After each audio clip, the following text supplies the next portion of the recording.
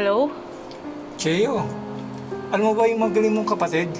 Pinansugal lang yung pinadala mong 10M. Pinaghahanap ngayon ng mga pulis sa inyo. Ano?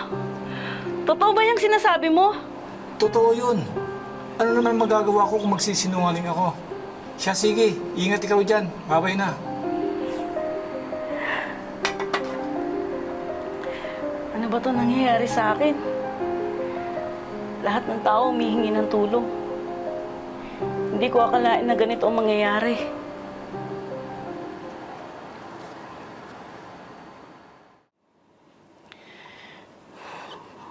Buti may natira pa isa. Wala pa ako sahod.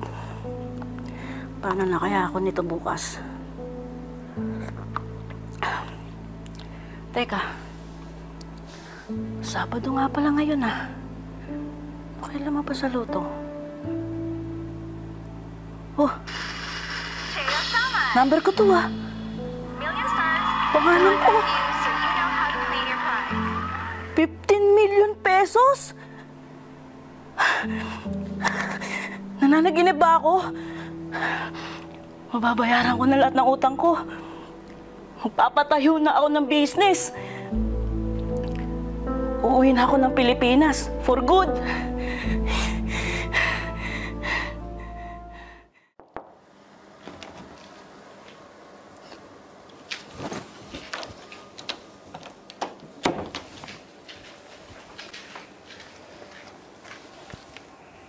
Best friend, kumusta?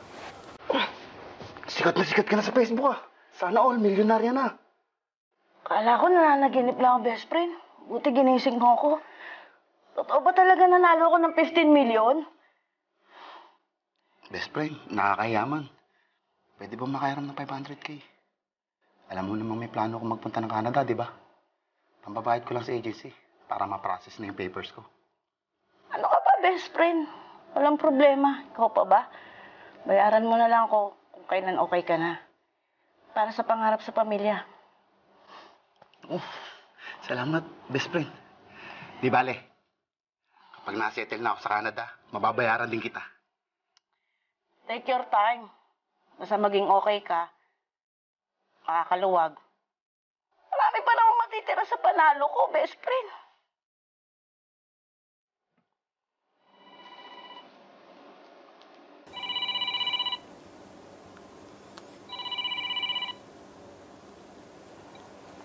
Hello? Hello, Tol. Balita ko, milyonaryo na tayo ah. Balato naman dyan. Baka pwedeng bilhan mo kami ng bagong kondo para doon na kami tumira ng pamilya ko. Nang di na kami uupa. 5M lang naman yun eh. Sige ba, Bunso? Para may uuwian din ako dyan sa Manila kapag uuwi na ako. Iba, Tol. 15M naman ng panalo mo. Pwede ka na sigurong bumili ng sayo. Huwag ka na sa amin makihati pa. Di naman kalakihan ng kondo eh. Kung gusto mo, 10M na lang ipadala mo para 2 unit ang bilhin ko. Yung isa, sa'yo, para solo mo, di ba? Sige, sige. Papadala ko na yung 10M.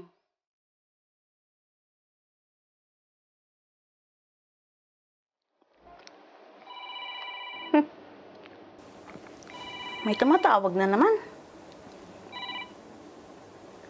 Hello? Sis! Kumusta? Kumusta ang buhay milyonarya? Sis, baka naman pwedeng makahiram sa'yo. Nagpagawa kasi kami ng bahay. Pinapa-extend ko yung sala namin. Baka pwedeng installment ko bayaran. Sis, sige. Naku,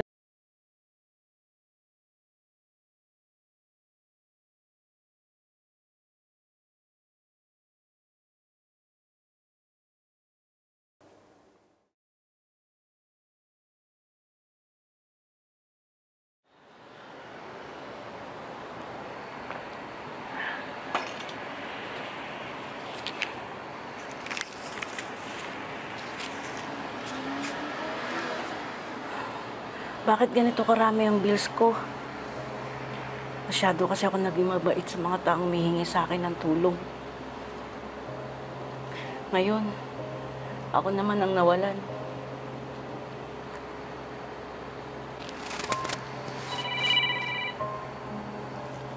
Hello? Cheo, alam mo ba yung magaling mong kapatid?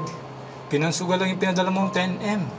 Pinaghahanap ngayon ng mga pulis sa inyo. Ano? Totoo ba yung sinasabi mo? Totoo yun. Ano naman magagawa ko kung magsisinungaling ako? Siya, sige. Ingat ikaw dyan. Babay na.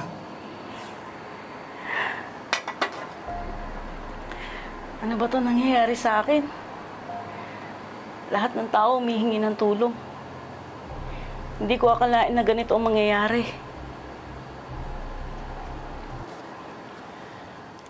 Oh, bakit may notice na to? Paano na ako nito ngayon? Saan ako titira? Pati bahay ko nawala na. Lahat ng pera ko nasimot na rin.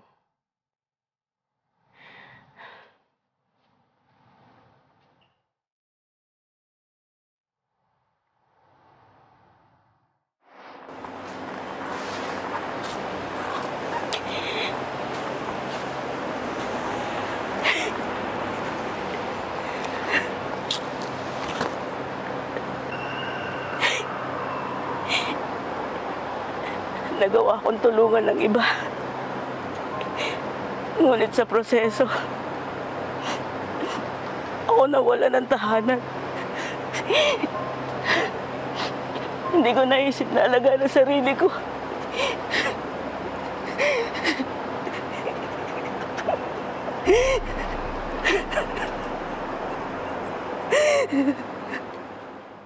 Kamusta ka, Chayo? Ako nga pala si Janelli, isang tagapayo dito sa shelter. Kaya nating baguhin ang iyong sitwasyon. Salamat, Ma'am Janelli. Ngayon, naiintindihan ko na kailangan ko ding alagaan ang sarili ko habang tumutulong sa iba. At mas naiintindihan ko na rin ngayon na walang ibang tutulong sa'yo kundi sarili mo lang, lalo na dito sa abroad. Tama ka, Chayo, kaya dito sa shelter, tinuturo talaga namin kung paano mag-handle ng finances. Welcome to the shelter. Salamat.